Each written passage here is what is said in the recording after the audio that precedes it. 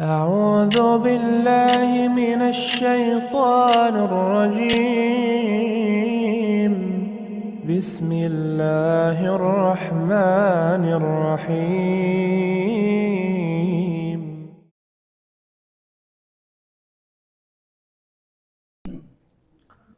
Bismillahirrahmanirrahim. Assalamualaikum warahmatullahi wabarakatuh. Alhamdulillah hamdan katsiran thayyiban mubarakan fih. Wa asyhadu an la ilaha illallah wahdahu la syarikalah iqrara bihi wa tauhida. Wa asyhadu anna Muhammadan abduhu wa rasuluh. Allahumma shalli wa sallim wa barik ala nabiyyina Muhammad wa ala alihi wa ashabihi wa man tabi'ahum bi ihsanin ila yaumiddin. Yaqulu rabbuna azza wa jalla fi kitabihil karim, ya ayyuhalladzina amanu taqullaha haqqa tuqatih wa la tamutunna illa wa antum muslimun.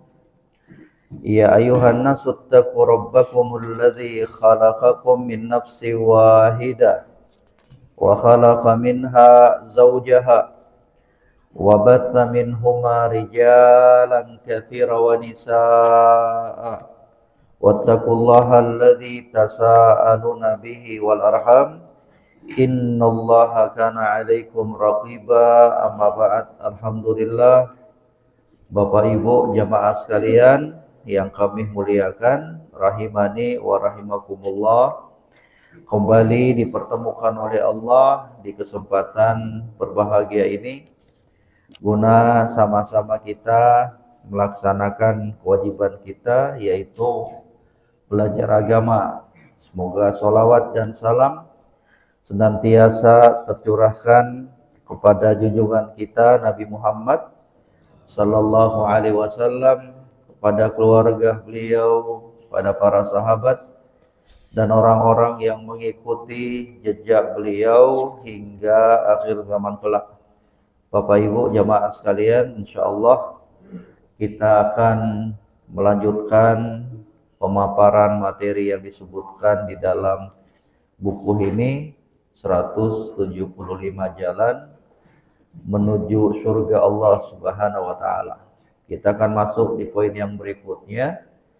Kata beliau, keutamaan majlis zikir, keutamaan majlis ilmu. Kemudian kata beliau, Rasulullah sallallahu alaihi wasallam bersabda,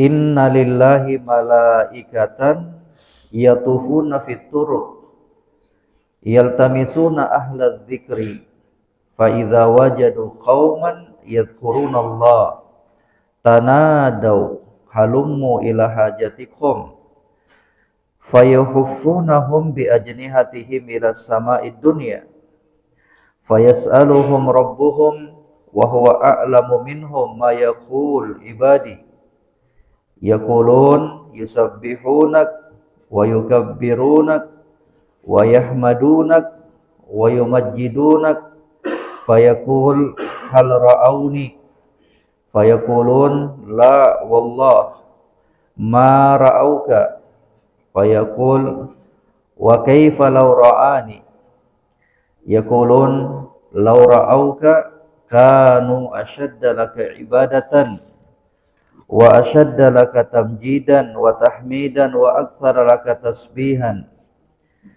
yaqul fama yas'aluni qala yas'alukal jannah yaqul wa hal ra'auha yaqul la wallah ya rab ma ra'auha yaqul fa kaifa law annahum ra'auha yaqulun law annahum ra'auha kanu ashadda 'alaiha hirsan wa ashadda 'alaiha talaban wa a'zama fiha raghbatan."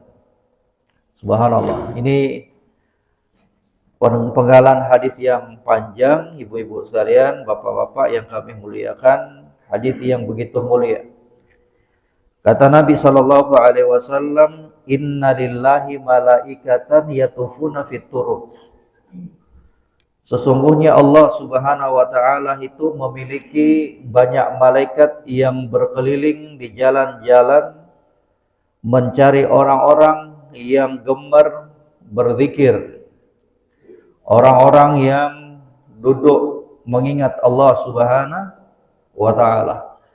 Dan zikir yang termulia itu adalah majalisul ilm, ya.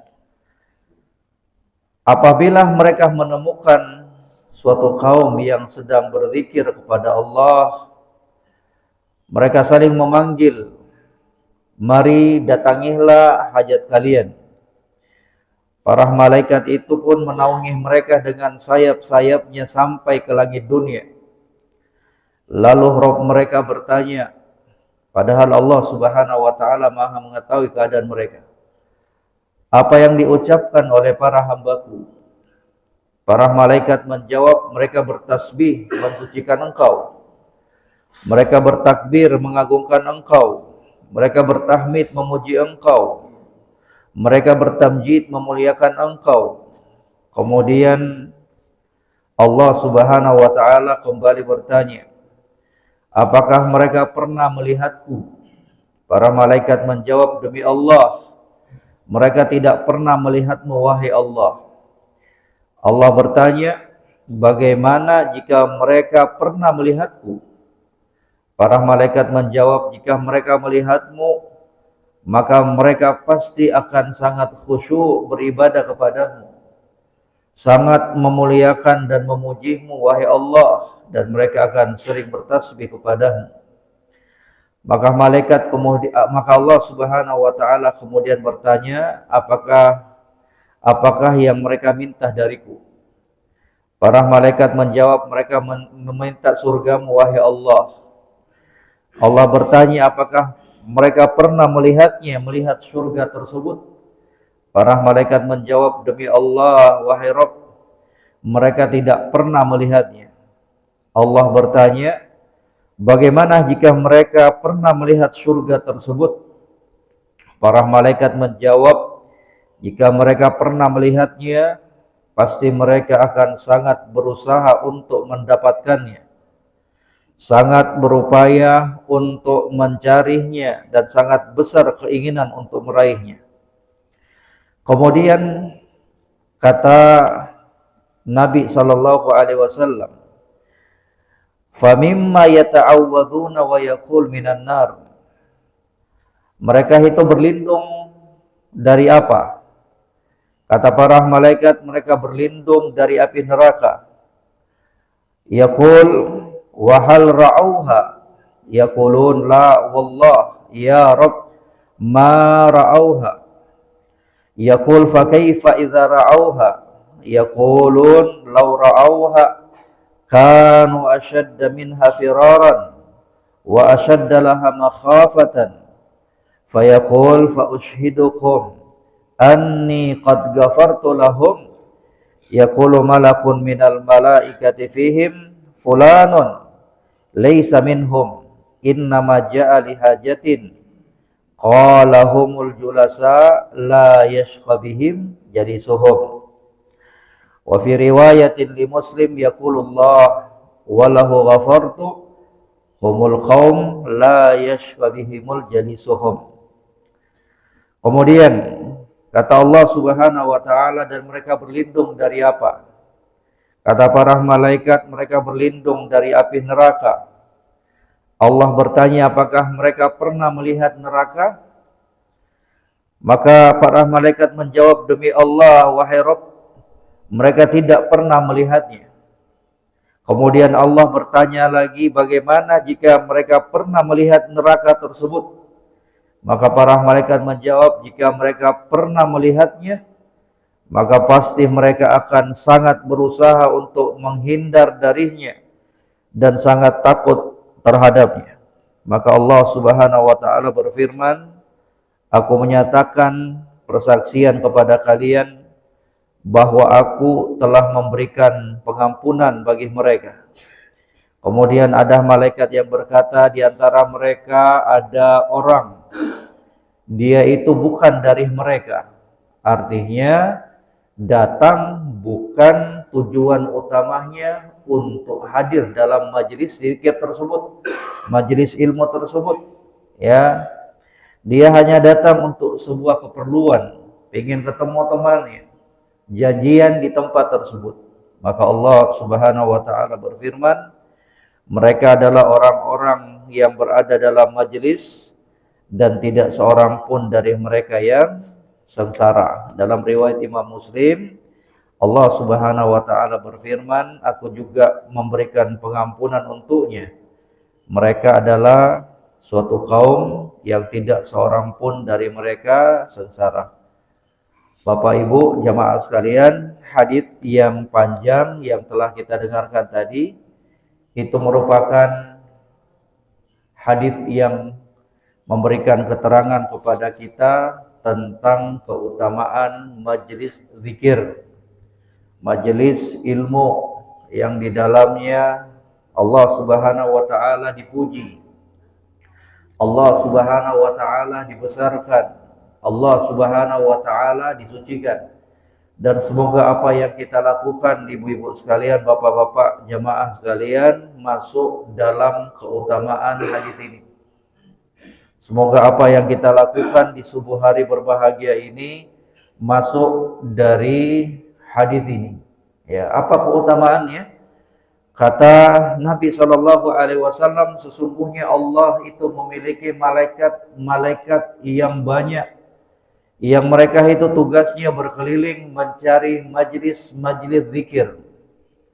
Kalau mereka sudah temukan, ada malaikat yang menemukan, oh ini nih di masjid ini nih, ada majlis zikir yang ditegakkan, yang dilaksanakan, maka mereka pun akan memanggil teman-temannya, para malaikat yang lainnya. Kemudian malaikat tersebut akan menaungi orang-orang yang berada dalam majelis tersebut, ya. Kemudian mereka pun memberikan laporan kepada Allah Subhanahu wa taala, dan Allah Maha mengetahui semua dari apa yang terjadi tersebut. Kalau ada yang tanya, Ustadz, malaikatnya mana Ustadz? Kok nggak nampak? Ya, ibu, bapak, malaikat itu berbeda alamnya dengan kita. Mereka berada dalam alam ghaib, ya. Bahwa malaikat itu ada, benar-benar ada, dan itu harus kita yakini, ya. Karena termasuk bagian dari rukun iman. Wa antu'mina bil malaika, dan kamu beriman terhadap malaikat-malaikat Allah Subhanahu wa taala, ya. Mana mereka? Ada, ya, ada. Malaikat itu beragam. Malaikat itu beragam tugas-tugas yang telah diembankan oleh Allah Subhanahu wa taala. Mereka makhluk yang mulia. Mereka adalah makhluk yang tidak pernah berbuat maksiat kepada Allah Subhanahu wa taala. Kalau sudah diperintahkan untuk melakukan amalan ini, itu aja yang dikerjakan, ya. Nggak ada kerjaan yang lain, itu aja. Ditugaskan ini, itu aja, ya. Seperti yang berada di hadapan kita ini. Tugasnya apa? Mencari majlis-majlis ilmu, mencari majlis-majlis zikir. Kalau sudah ketemu, langsung panggil teman-temannya, buat laporan kepada Allah Subhanahu wa taala. Allah Subhanahu wa taala bertanya kepada malaikat, dan Allah sudah mengetahui itu semua. Karena tidak ada perkara yang terjadi dan yang bakalan terjadi di dunia ini kecuali semuanya diketahui oleh Allah Subhanahu wa taala.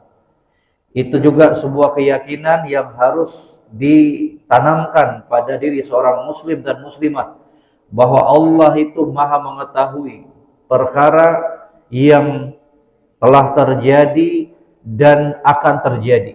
Itu semuanya berada dalam ilmu ghaibnya Allah Subhanahu wa taala.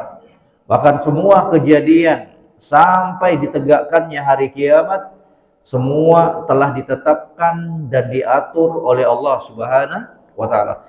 kita bisa hadir berkumpul di tempat ini di hari Sabtu setelah subuh, itu juga merupakan perkara yang telah ditakdirkan oleh Allah, yang telah diketahui oleh Allah Subhanahu wa taala. Jadi bertanyanya Allah kepada malaikat itu bukan karena Allah nggak mengetahuinya, tapi Allah sudah mengetahui, hanya dalam rangka untuk apa? Lebih menekankan lagi. Kata Allah, apa yang dilakukan dan diucapkan oleh para hambaku di majelis tersebut, ketika mereka berkumpul tersebut, kata malaikat, mereka bertasbih, mereka mensucikan Engkau wahai Allah, mereka bertakbir, membesarkan Engkau, mengagungkan Engkau, mereka bertahmid, memuji Engkau, dan mereka memuliakan Engkau. Kemudian coba perhatikan Ibu, Bapak, kemudian Allah bertanya, ya, apakah mereka pernah melihatku? Kata para malaikat, demi Allah, mereka tidak pernah melihatmu. Ya, Ibu, ini juga pembahasan di dalam permasalahan akidah. Akidah Ahlus Sunnah wal Jamaah, bahwa Allah itu tidak akan pernah dilihat oleh para hambanya di dunia. Allah itu tidak akan pernah dan tidak akan bisa dilihat oleh manusia di kehidupan dunia. Makanya Nabi Musa alaihissalam dalam sebuah kisah yang diabadikan di dalam Al-Quran, ketika beliau meminta ingin melihat Allah agar lebih yakin, maka Nabi Musa pun ditegur oleh Allah Subhanahu wa ta'ala, gak akan sanggup. Lan tarani, kata Allah Subhanahu wa ta'ala, wahai Musa, kamu tidak akan bisa melihat saya. Siapa itu? Nabi Musa, Ibu. Ya, di dalam Al-Quran itu diabadikan ceritanya, kisahnya. Ya, kata Nabi Musa, ya Allah, biarkan saya melihat Engkau. Kemudian dibalas oleh Allah, lan tarani. Lan itu dalam bahasa Arab yufidu ta'bid, yang mengandung makna untuk selama-lamanya. Lan tarani, kamu selama-lamanya tidak akan bisa melihat saya di dunia, kata para ulama tafsir, itu di dunia, ya. Akan tetapi pada hari kiamat, maka Allah Subhanahu wa ta'ala akan bisa dilihat oleh para hamba-hambanya ketika mereka masuk ke dalam surga Allah Subhanahu wa ta'ala. Dan itulah nikmat yang paling besar yang dirasakan oleh penduduk surga Allah. Itulah nikmat yang paling besar yang dirasakan oleh penduduk surga Allah Subhanahu wa ta'ala. Makanya para ulama ketika memberikan penafsiran firman Allah, ya, lilladzina ahsanul husna wa ziyadah, untuk orang-orang yang senantiasa taat melakukan amalan kebaikan, husna, mereka akan mendapatkan kebaikan. Para ulama tafsir mengatakan husna di sini apa? Al-jannah, surga. Ya, untuk orang-orang yang taat kepada Allah, untuk orang-orang yang melakukan amalan kebaikan, mereka akan mendapatkan surga Allah wa ziyadah, dan tambahan, plus. Apa ziyadah tersebut? Kata ulama tafsir di dalam kitab tafsir mereka, ziyadah an-nazar liwajhillah. Mereka akan melihat Allah Subhanahu wa ta'ala. Maka semoga Allah Subhanahu wa ta'ala tidak mengharamkan kita surganya. Semoga Allah Subhanahu wa ta'ala memasukkan kita semua ke dalam surganya. Ya. Katanya, apakah mereka pernah melihatku? Allah bertanya kepada malaikat, apakah mereka pernah melihatku? Ya, di mana ini, Ibu? Di kehidupan dunia.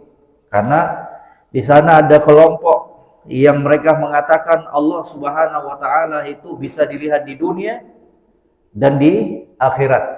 Ya. Ada juga kelompok yang ketiga yang mereka mengatakan Allah tidak akan bisa dilihat oleh makhluknya di dunia dan di akhirat. Ya, ini dua kelompok yang menyimpang. Yang satunya bergampang-gampangan. Mereka mengatakan Allah itu bisa dilihat di dunia dan di akhirat. Ya. Kelompok yang kedua, mereka mengatakan Allah tidak akan dilihat di dunia dan di akhirat. Kelompok yang benar adalah kelompok Ahlus Sunnah wal Jamaah, di pegangan yang benar bahwa Allah itu tidak bisa dilihat di dunia dan hanya bisa dilihat pada hari kiamat. Karena itulah yang diterangkan di dalam Al-Quran dan hadis-hadis Nabi Sallallahu Alaihi Wasallam. Kata Nabi Sallallahu Alaihi Wasallam, innakum satarawna rabbakum, sesungguhnya kalian kelak pada hari kiamat akan melihat Rabb kalian sebagaimana kalian melihat bulan purnama. Pernah lihat bulan purnama, Ibu? Terang benderang. Ya, itu caranya nanti keadaannya kita melihat Allah Subhanahu wa taala terang benderang. Tidak ada seorang pun yang tidak melihatnya, semuanya melihat. Dari kalangan kaum mukminin yang mereka bertakwa kepada Allah Subhanahu wa taala. Katanya, apakah orang-orang yang hadir dalam majlis tersebut pernah melihatku? Kata para malaikat, demi Allah, mereka tidak pernah melihatmu, wahai Allah. Kemudian kata Allah, bagaimana jika mereka pernah melihatku?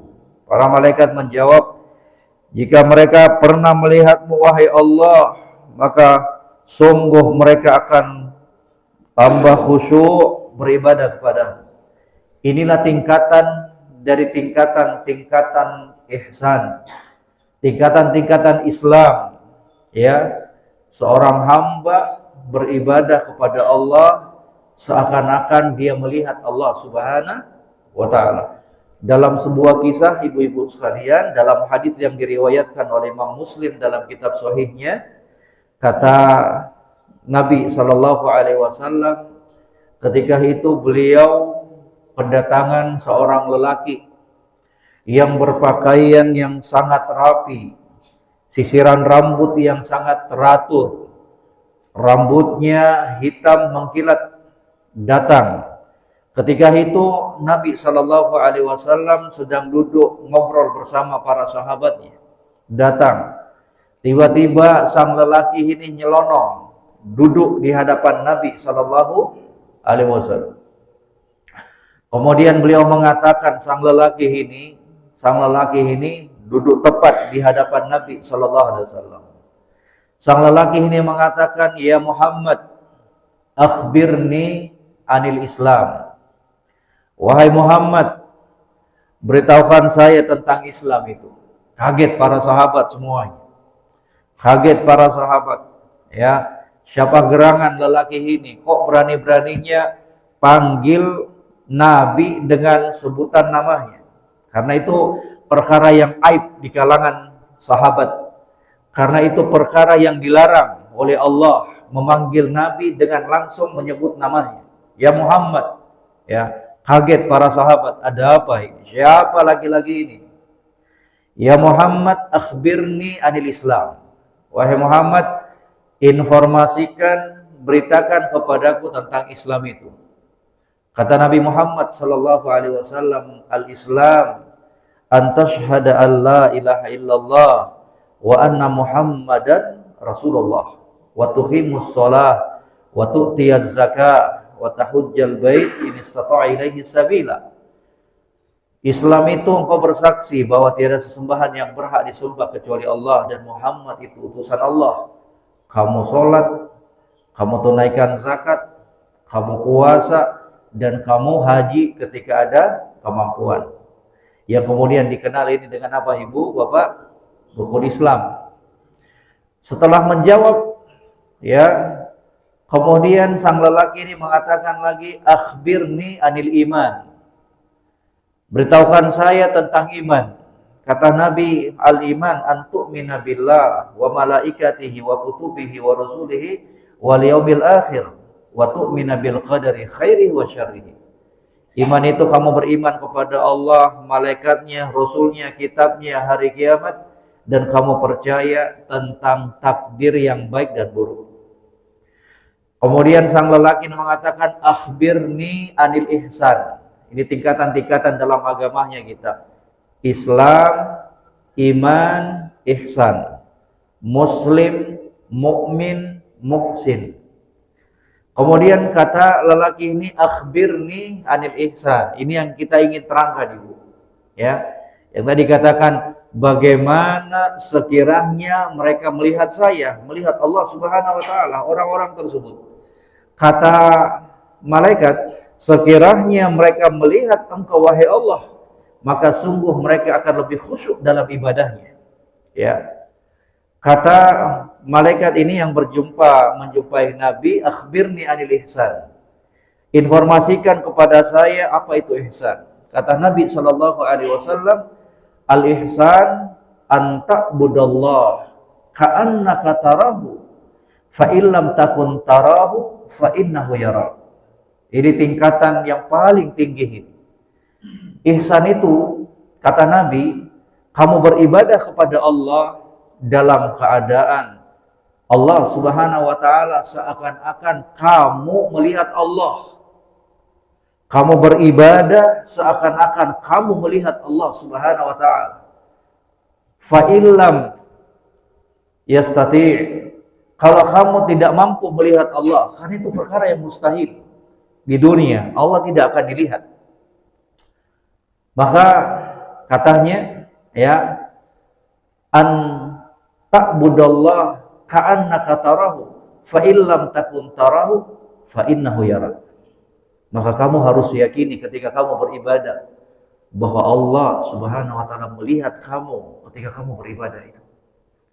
Ibu, kalau kerja di kantor, Bapak kalau kerja di kantor, kemudian bos duduk di depan, gimana itu kira-kira perasaannya Ibu Bapak? Hah? Pegang HP gak berani. Betul gak? Hah? Wah, Pak, ada bos di depan nih. Wow, serius banget. Nah, serius banget. Ya, ketik di komputernya, buat laporan, teliti banget. Kenapa? Bos ada di depan. Ya, direkturnya ada di depan. Lagi mana tuh? Perasaannya kita sebagai seorang hamba Allah ketika kita berada dan meyakini Allah Subhanahu wa taala melihat kita ketika kita beribadah kepadanya. Malu enggak kita kepada Allah kalau kita Allahu Akbar, ternyata pikirannya kita ke dapur, ternyata pikirannya kita ke mall, pikirannya kita ke bisnisnya kita. Apa kita enggak malu kepada Allah Subhanahu wa taala? Padahal kita sudah meyakini Allah sedang melihat kita. Padahal Allah Subhanahu wa taala sedang mengawasi pergerakan kita dalam ibadahnya kita. Makanya inilah tingkatan yang paling tinggi di dalam Islam. An ta'budallah ka'annaka tarahu fa illam takun tarahu fa innahu yarak. Sedang baca Al-Qur'an, sedang asik baca Al-Qur'an, tiba-tiba HP berdering. Kok tega-teganya kita berhenti dan menghentikan bacaan Al-Qur'annya kita? Lebih mendahulukan panggilan manusia dibandingkan panggilan kita untuk beribadah kepada Allah Subhanahu wa taala. Gak malu kita kepada Allah, Ibu, Bapak? Itu bukan adab. Makanya kalau pengen baca Al-Quran, HP-nya kalau bisa dibuat mode pesawat aja dulu. Kalau bisa disilentkan aja dulu. Tutup itu semuanya. Kan gak mungkin. Baca Al-Quran, setiap ada WA yang masuk, balas dulu, lanjut baca lagi. Kan itu bukan adab itu.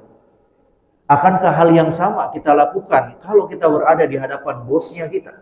Sedang kerja, ada masuk telepon, angkat dulu, ngerompi dulu, kemudian lanjut lagi tugas. Mau nggak kita lakukan seperti demikian? Itu manusia loh. Bagaimana dengan ruhnya kita? Allah Subhanahu wa taala yang telah begitu banyak memberikan nikmat dan anugerah. Bosnya kita paling berikan gaji apa? Sebulan sekali, Ibu, Bapak. Nah, Allah itu. Kenikmatannya yang nggak pernah terkirakan. Kenikmatan yang nggak pernah bisa untuk kita hitung sampai detik ini. Ya, udara yang kita hirup. Pernah Allah nagih kita untuk membayarnya. Di rumah sakit ibu pergi jalan itu tabung gas dibayar sama pasien itu, nggak ada yang gratis itu. Bayar itu, oksigen itu. Kalau udah sakit, lah ini Allah Subhanahu wa taala berikan kepada kita semua secara apa? Gratis percuma-cuma, ya, nggak ada bayaran, ya. Wong kita bayar kok Ustaz dengan ibadah, Ibu. Kalau kita pikir ibadah itu bukan untuk Allah, iya Bu. Ibadah itu untuk apa Ibu? Untuk Allah? Enggak. Allah nggak butuh dengan ibadahnya kita. Allah nggak butuh dengan ibadahnya kita. Justru kita sendiri yang akan mengambil kemanfaatan dari ibadah yang kita lakukan kepada Allah Subhanahu wa Ta'ala. Kita semuanya kufur, kita semuanya nggak beribadah kepada Allah. Allah itu tetap maha besar. Allah itu tetap maha suci. Allah itu tetap maha kaya. Betul nggak Ibu? Walaupun kita kufur semuanya kepada Allah, walaupun kita semuanya nggak beribadah kepada Allah, Allah tetap maha besar. Jadi jangan pernah menyangka bahwa ibadahnya kita itu untuk Allah Subhanahu wa Ta'ala kemanfaatannya. Salah itu. Bahwa semua ibadah itu apa? Akan kembali kebaikannya kepada kita sendiri. Bukan untuk Allah Subhanahu wa Ta'ala. Ya. Jadi ini nih, ya, lihat kata malaikat, sekiranya mereka melihat engkau wahai Allah, maka mereka akan semakin khusyuk dalam beribadah, sangat memuliakan dan memujimu, dan mereka akan senantiasa bertasbih kepada. Lelaki tersebut yang mendatangi Nabi Shallallahu Alaihi Wasallam setelah bertanya itu kemudian berpaling dari Nabi Shallallahu Alaihi Wasallam, pergi, tiba-tiba meninggalkan Nabi Shallallahu Alaihi Wasallam. Para sahabat heran. Kata Nabi Shallallahu Alaihi Wasallam, tahukah kalian siapa itu? Siapa lelaki itu? Kata para sahabat, Allah wa rasuluhu a'lam. Hanya Allah dan Rasulnya yang mengetahui. Kata Nabi Sallallahu Alaihi Wasallam, hadza Jibril. Yang tadi datang itu dalam bentuk manusia, yang duduk tepat di hadapanku adalah Jibril. Atakum yu'allimukum dinakum. Dia datang dalam rangka untuk mengajarkan kepada kalian agama kalian. Siapa yang datang tadi Ibu? Jibril alaihissalam dalam bentuk manusia biasa. Kalau bentuk Jibril, bentuk aslinya itu berapa sayapnya Ibu? Berapa sayapnya Ibu? Hah? Hah? Berapa sayapnya Jibril? Ibu? Bapak? Tanya Google dulu. Itu 700. Subhanallah. Gedenya itu, ya. Makhluk yang luar biasa, ya. Tapi kalau Allah menghendaki dibuat dalam bentuk apa? Rupa manusia, datang menjumpai Nabi Sallallahu Alaihi Wasallam. Kan orang heran, kok gak ada yang kenal nih? Satu kampung gak ada yang kenal tuh. Para sahabat gak ada yang kenal sama sekali. Ibu, orang kalau musafir, orang yang sedang berpergian, ada gak yang rapi, pakai dasi rambutnya? Pasti apa? Acak-acakan dia. Ya kan? Oh, dalam perjalanan. Ya, perjalanan. Tapi ini kok apa? Bajunya putih bersih, rambutnya hitam mengkilat, teratur rapi. Para sahabat mengatakan seakan-akan gak ada tanda-tanda dia ini sedang dalam perjalanan. Ya. Makanya heran para sahabat, siapa orang ini? Kok satu kampung gak ada yang kenal? Semua sahabat yang berada di saat itu gak ada yang kenal orang ini. Ternyata siapa? Kata Nabi, hadza Jibril atakum yu'allimukum dinakum. Salah satu yang diajarkan oleh Jibril kepada Nabi SAW, yang juga pelajaran untuk kita semua sebagai umat Nabi Muhammad SAW apa? Al-ihsan an ta'budallah ka'annaka tarahu. Kamu beribadah kepada Allah seakan-akan engkau melihat Allah. Kalau kamu gak sanggup melihat Allah, dan itu perkara yang mustahil di dunia, maka tanamkan dalam hatinya kita ketika beribadah bahwa Allah sedang melihat kita. Itu aja resep bisa khusyuk dalam ibadahnya kita. Kalau ibu bapak sedang beribadah, tanamkan selalu dalam hatinya kita bahwa ketika beribadah kita sedang dilihat dan diawasi oleh Allah Subhanahu wa Ta'ala. Kita berupaya untuk menyuguhkan sebaik-baik ibadah tersebut untuk Allah Subhanahu wa Ta'ala. Enggak lama Ibu. Sholat berapa menit tadi Ibu? Hah? Sholat berapa menit? Sebentar doang. Kok bisa-bisanya kita ingat bimoli, ayam potong, bisnis, udah lupakan sejenak. Allahu Akbar, Allah Maha Besar. Artinya Allah Maha Besar dibandingkan semua dari makhluknya. Dari bisnisnya kita, dari urusan kantornya kita, dari urusan suaminya kita, dari urusan anaknya kita. Fokus beribadah kepada Allah Subhanahu wa Ta'ala. Kemudian Allah Subhanahu wa Ta'ala bertanya, apa yang mereka minta dariku? Ya, kenapa mereka berkumpul itu? Apa yang mereka minta dariku? Kata malaikat, mereka meminta surga darimu. Subhanallah. Inilah permintaan yang paling mulia. Tidak ada lagi permintaan yang lebih mulia dari permintaan seorang hamba untuk meraih dan bisa masuk ke dalam surga Allah Subhanahu wa Ta'ala. Ibu, bapak, kalau minta kepada Allah jangan tanggung-tanggung. Kalau minta kepada Allah, ya Allah saya pingin rumah, tanggung banget tuh. Ya Allah saya pingin mobil, tanggung banget tuh. Minta sekalian surga Allah Subhanahu wa Ta'ala. Itulah permintaan yang paling mulia. Itulah kenikmatan yang paling tinggi. Itulah yang harusnya menjadi cita-cita dan obsesi seorang muslim dan muslimah, bisa masuk ke dalam surga Allah. Bukan obsesinya kita biar saldo kita di bank banyak menumpuk. Bukan obsesinya kita memiliki rumah yang gede, mobil yang banyak. Bukan obsesinya kita untuk memiliki anak keturunan yang banyak, memiliki jabatan yang tinggi. Tanggung itu semua. Obsesi tertinggi apa? Masuk surga Allah Subhanahu wa Ta'ala. Jadikan itu target hidupnya kita. Jadikan itu cita-cita tertingginya kita. Masuk ke dalam surga Allah Subhanahu wa Ta'ala. Ya. Surga ibu yang kenikmatannya subhanallah, yang disebutkan oleh Allah Subhanahu wa Ta'ala dalam hadits qudsi, a'dattu li'ibadiyas shalihin ma la 'ainun ra'at wala udhunun sami'at wala khatar ala qalbi bashar.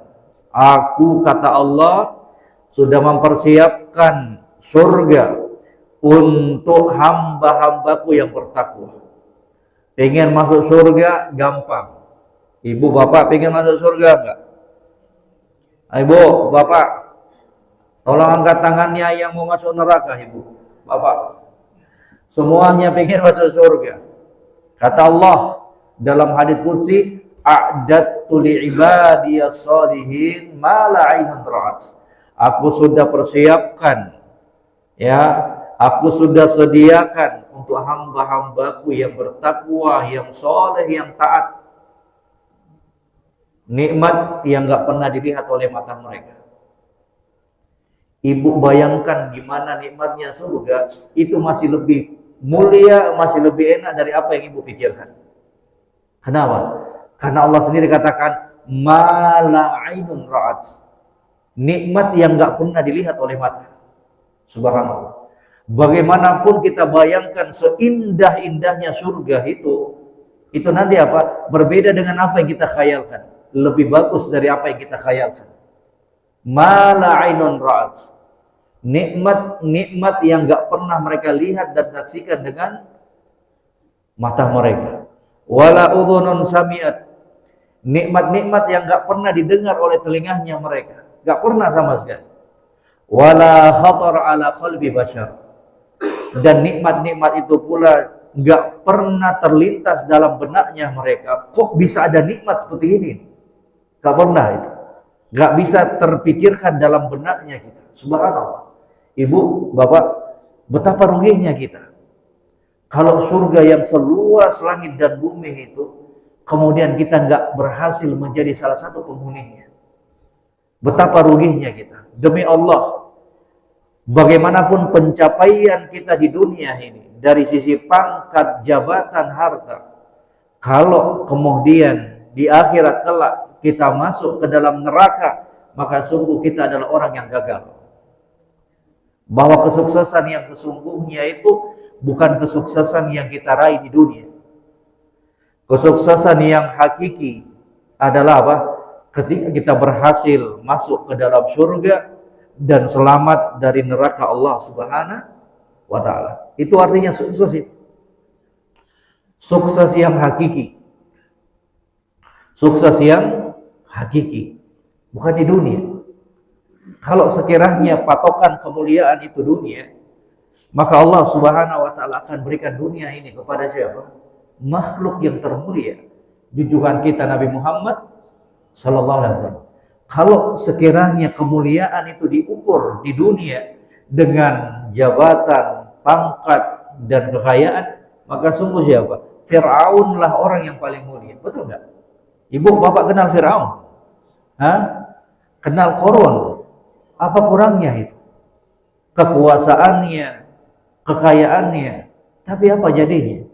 Ketika kekayaan dan pangkat tersebut tidak dibarengi dengan ketakwaan kepada Allah, tidak dibarengi dengan ketundukan kepada Allah, yang ada cuma kesombongan, keangkuhan, merasa semua yang dia miliki itu karena dianya sendiri. Dia tidak libatkan Allah Subhanahu wa taala. Dia tidak sandarkan semua nikmat itu dari Allah karena kehebatan dia. Innama utitu min ilmin indi. Saya dapatkan semua ini karena ilmu saya, karena kekuasaan saya, karena kehebatan saya. Enggak boleh, Ibu. Apapun yang kita capai itu semua karena kemudahan pertolongan Allah Subhanahu wa taala. Kita enggak hebat. Kita enggak jago. Kita enggak pintar. Enggak. Semua kemudahan dari Allah Subhanahu wa taala. Maka alangkah baiknya, dan itulah yang semestinya dilakukan oleh seorang hamba. Ketika semakin banyak mendapatkan nikmat Allah, semakin taat dia kepada Allah Subhanahu wa taala. Bukan semakin jauh dia dari Allah. Bukan semakin berani dia berbuat maksiat kepada Allah Subhanahu wa taala. Bukan semakin lalai dia dari Allah Subhanahu wa taala. Ya, subhanallah. Katanya, ya, mereka minta surgamu. Kemudian Allah Subhanahu wa taala berfirman dan bertanya, apakah mereka pernah melihat surga tersebut? Subhanallah. Ya. Apakah mereka pernah melihat surga? Kata malaikat, mereka belum pernah melihatnya wahai Allah. Ya. Mereka belum pernah melihatnya. Allah kembali bertanya, bagaimana jika mereka pernah melihat surga itu? Para malaikat menjawab, jika mereka pernah melihatnya, maka pasti mereka akan berupaya untuk mendapatkannya, berusaha untuk meraihnya. Ya, sangat besar keinginan mereka untuk meraih surga Allah Subhanahu wa taala tersebut. Kalau sekiranya mereka pernah melihatnya. Ibu, Bapak, kalau sekiranya kita pernah melihat surga itu, sekarang surga Ibu itu hanya sebatas berita dan informasi, dan hanya sebatas keyakinan bagi setiap muslim dan muslimah. Betul nggak Ibu? Betul nggak Ibu, Bapak? Surga dan neraka itu sekarang ini hanya sebatas berita, informasi, dan sebatas menjadi keyakinan kita semuanya bahwa surga dan neraka itu ada. Tapi ingat Ibu, besok lusa ketika sudah tegak hari kiamat, maka cerita itu, kisah tentang surga dan neraka itu akan menjadi kenyataan. Itu perkara yang harus kita yakini, bahwa surga dan neraka itu ada. Surga disiapkan untuk orang yang bertakwa, neraka dipersiapkan untuk orang-orang yang ngeyel, membangkang dan mengingkari Allah Subhanahu wa taala dan Rasulnya. Ya. Katanya, apakah hambaku tersebut pernah melihat surga? Katanya enggak pernah. Jika sekiranya mereka melihat surga itu, gimana? Kata Allah Subhanahu wa taala. Kata malaikat, tentunya mereka akan berupaya semaksimal mungkin untuk apa? Meraihnya. Ibu, kalau kita lihat surga, kalau kita baca tentang surga Allah Subhanahu wa taala, Ibu, la ilaha illallah. Ya. Gak mau lagi kita sibukkan dirinya kita dengan dunia. Kalau kita sudah paham tentang surga itu, seakan-akan udahlah, gak mau lagi lah. Ya, bahkan mungkin ada laki-laki yang langsung ceraikan istrinya, udah cerai aja lah. Istri anak ini sibukkan dari beribadah. Sampai segitunya itu loh. Ya, Artinya pingin betul-betul beribadah kepada Allah Subhanahu, bisa untuk apa? Meraih surga Allah Subhanahu wa ta'ala. Gak mau lagi dia nongkrong di kafe, gak mau, pokoknya ibadah aja terus. Kenapa? Karena lihat indahnya surga Allah Subhanahu wa ta'ala.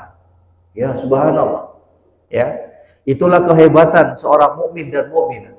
Belum melihat surga saja, tapi dia apa? Mau beribadah kepada Allah Subhanahu wa ta'ala. Itu buah dari apa? Keyakinan dia. Keyakinan kita semuanya. Kenapa kita mau mencapaikan dirinya kita dengan ibadah, sholat, puasa, sedekah? Kenapa? Karena kita yakin buah dan ending dari semua itu adalah surga Allah Subhanahu wa ta'ala. Berarti apa? Seseorang beribadah untuk meraih surga Allah, itu niatan yang benar, bukan niatan yang salah itu. Bahwa ikhlasnya beribadah kepada Allah dari seorang hamba itu tidak bertentangan dengan apa? Keinginan dia untuk meraih surga Allah Subhanahu wa ta'ala. Ini buktinya nih. Sekiranya salah, niatannya salah, maka apa? Akan diluruskan oleh Allah Subhanahu wa ta'ala. Allah akan tanya kepada malaikat, apa yang mereka inginkan itu? Kok mereka berkumpul dalam majelis tersebut, majelis zikir tersebut, majelis ilmu tersebut? Katanya mereka apa? Mereka minta surgamu, wahai Allah. Sekiranya ucapan malaikat itu salah, maka apa? Akan diluruskan oleh Allah Subhanahu wa ta'ala. Tapi ini kok dibiarkan? Ini menunjukkan bahwa apa? Niatan seseorang ketika beribadah dalam rangka untuk meraih pahala dan surga Allah itu adalah niatan yang benar. Kita jujur loh. Kita beribadah untuk apa? Selamat dari neraka, betul nggak Ibu? Kita beribadah untuk apa? Meraih surga Allah Subhanahu wa ta'ala. Jadi nggak seperti sebagian orang yang mengatakan saya itu beribadah kepada Allah bukan untuk surga. Saya itu menghindari neraka, menghindari kemaksiatan bukan untuk karena takut kepada neraka Allah, tapi semua karena Allah. Oh, hebat ini orang ini. Ya, Bu. Hah? Betul nggak tuh, Ibu? Betul atau benar, Ibu, Bapak? Ucapan ini benar atau betul, Ibu? Saya tidak beribadah kepada Allah karena pengen surga. Saya tidak menjauhkan diri saya dari kemaksiatan karena takut neraka Allah. Tapi semua saya lakukan lillah, karena Allah. Benar atau betul? Ibu, ucapannya ini benar atau betul? Hah? Hah? A, benar. B, betul. C, salah. A dan B, Ibu silang 2. Jawabannya C, salah itu. Seakan-akan, oh inilah orang yang paling ikhlas ini. Ya salah lah.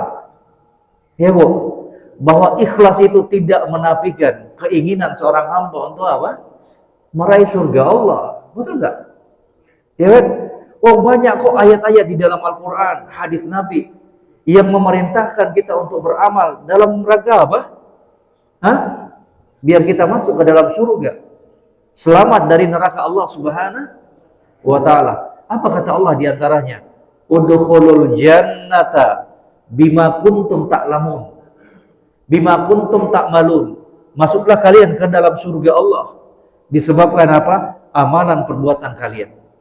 Ya, disebabkan amal perbuatan yang telah kalian lakukan. Wasari'u ila magfiratin min rabbikum wa jannatin 'arduha as-samawati wal ardu 'iddat lil muttaqin. Dalam Al-Qur'an Allah sebutkan, bersegeralah kalian, bersemangatlah kalian untuk meraih pengampunan dan meraih surga Allah yang luasnya seluas langit dan bumi. Kalau bukan untuk masuk surga, ya ngapain Allah mendorong kita untuk bergegas melakukan amalan kebaikan biar kita masuk ke dalam surganya, biar kita bisa mendapatkan pengampunan dari Allah Subhanahu wa ta'ala. Jadi niatan seorang hamba melakukan amalan kebaikan, menjaga dirinya dari kemaksiatan untuk bisa masuk surga, dan bisa bebas dari neraka, itu niatan yang benar dan tidak menafikan dan bertolak belakang dengan apa? Ikhlasnya seseorang ketika beribadah kepada Allah. Kemudian Allah bertanya lagi, dari hal apa mereka berlindung? Apa yang mereka takuti? Kok mereka berkumpul ya berzikir?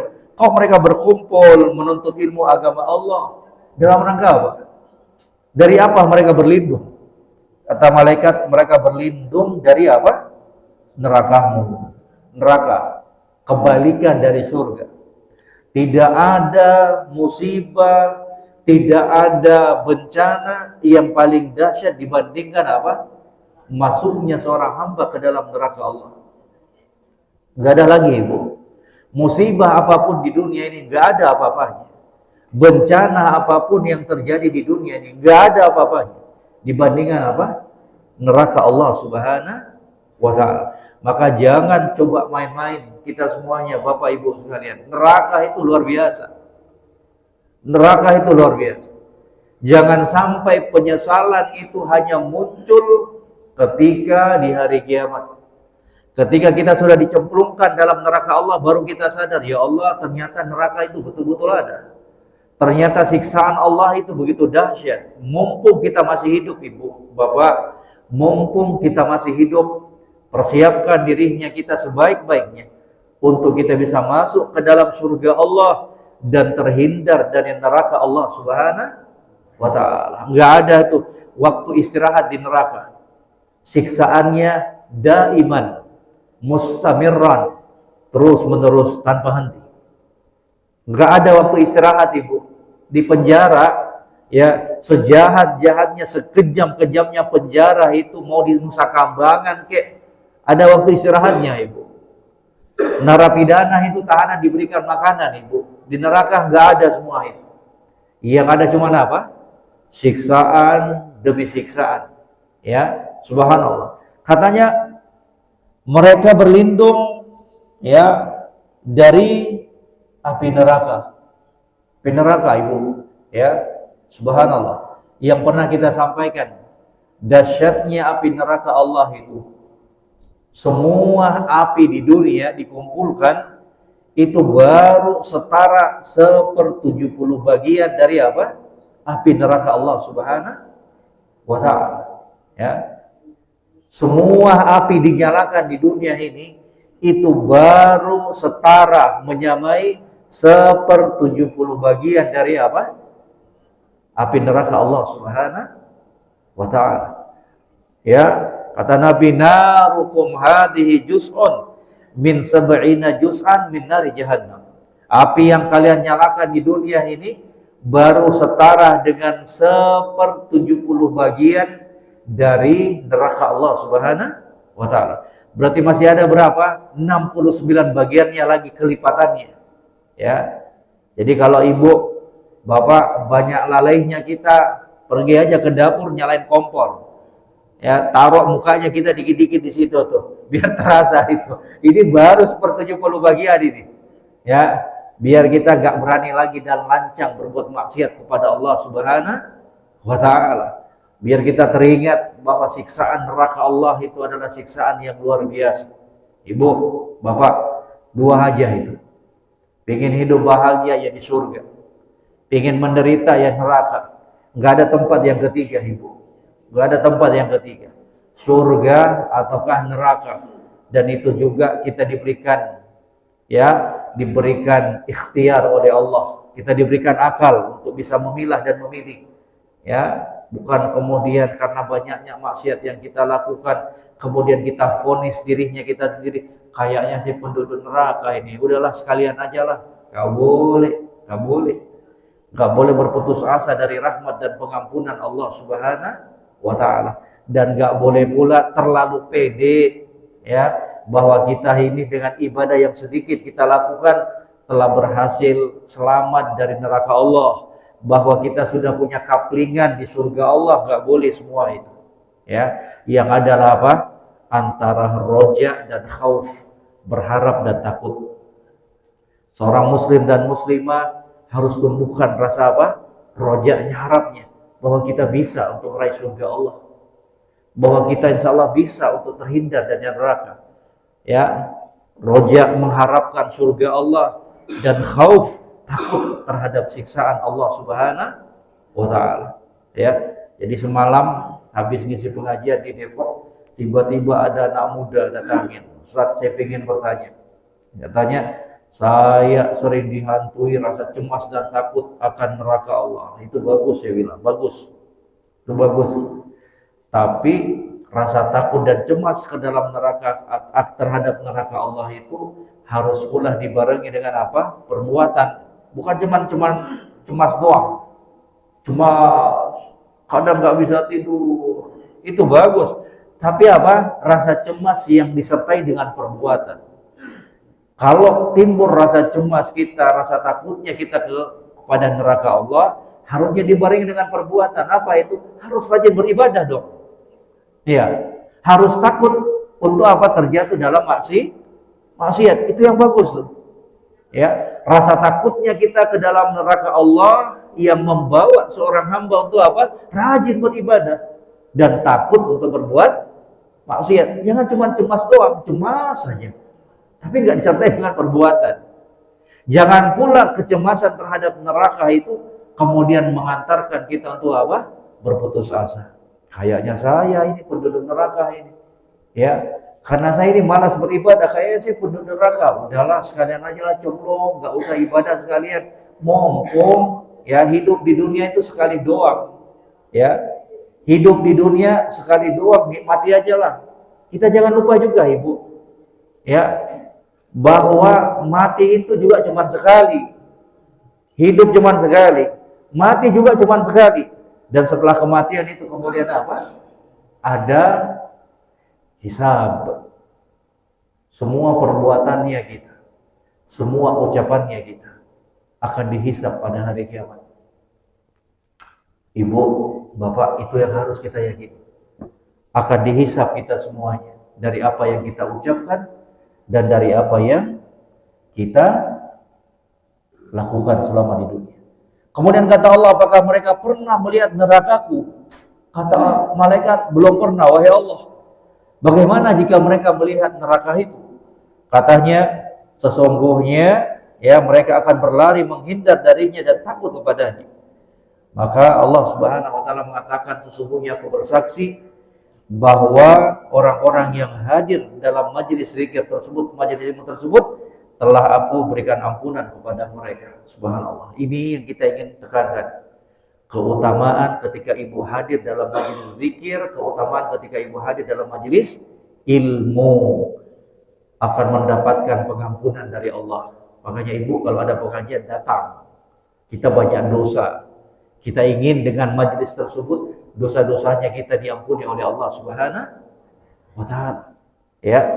Kemudian kata malaikat, ya Allah, ya Rabb, ini nih ada orang yang datang dalam majelis tersebut, tujuan utamanya bukan untuk duduk dalam majelis itu, tapi karena ada hajat, keperluan dia. Sudah janjian, bro, saya pengen ketemu kamu. Oh iya, sekalian aja lah.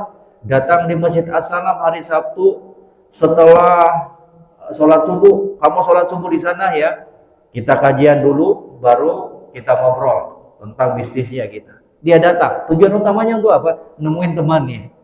Tapi karena dia hadir dalam majelis tersebut juga, kata malaikat, ini ada hamba ini, wahai Allah, si fulan, yang datangnya itu memang hanya untuk ketemu dengan temannya. Ada urusan lain. Tapi dia duduk di situ. Kata Allah Subhanahu wa taala, sampaikan juga kepada dia bahwa untuk orang tersebut pun aku telah memberikan pengampunan, dan mereka itu semuanya yang hadir itu adalah orang-orang yang tidak akan sengsara ketika duduk bersama mereka. Itu menunjukkan apa? Pentingnya memilih teman yang baik. Teman yang baik. Duduk berkawan dengan teman yang baik. Kalau ibu bapak duduk dengan teman yang jelek, gosip jadi pekerjaan sehari-hari, ya, ceritain aibnya orang. Kenapa? Oh, temannya buruk semuanya, ya, dusta, canda berlebihan sampai menurunkan kehormatan dan harga diri orang lain. Itu apa?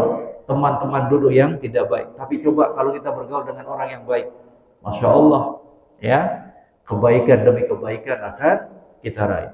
Jadi ibu-ibu sekalian, sekali lagi ini manfaat dari majelis zikir, majelis ilmu. Apa itu? Kita akan mendapatkan pengampunan dari Allah Subhanahu wa taala. Maka sabarkan dirinya kita untuk sama-sama berada dalam majelis zikir, majelis ilmu, dan semoga Allah memberikan kebaikan dari apa yang telah kita sampaikan. Kurang lebihnya mohon dimaafkan. Sebelum kita tutup, mungkin ada yang ingin ditanyakan Bapak Ibu? Ada yang kurang jelas? Ada yang mau ditanyakan? Hah? Bapak Ibu? Pas? Cukup ya? Insyaallah. Semoga bermanfaat untuk kita semuanya. Semoga kita menjadi hamba-hamba yang lebih semangat lagi untuk beribadah kepada Allah.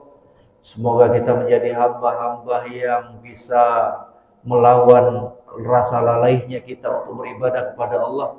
Ibu bapak, manfaatkan sisa umurnya kita. Nasihat untuk semuanya, terkhusus diri pribadi. Mari manfaatkan sisa umur kita, isi dengan sebaik-baiknya. Terkhusus kita isi untuk memperbanyak bekal ibadahnya kita sebelum kita diwafatkan oleh Allah Subhanahu wa taala. Wa akhiru da'wana alhamdulillahi rabbil alamin. Subhanakallahumma bihamdik asyhadu an la ilaha illa anta astaghfiruka wa atubu ilaik. Wassalamualaikum warahmatullahi wabarakatuh. Wa jazakumullahu khairan. Barakallahu fikum.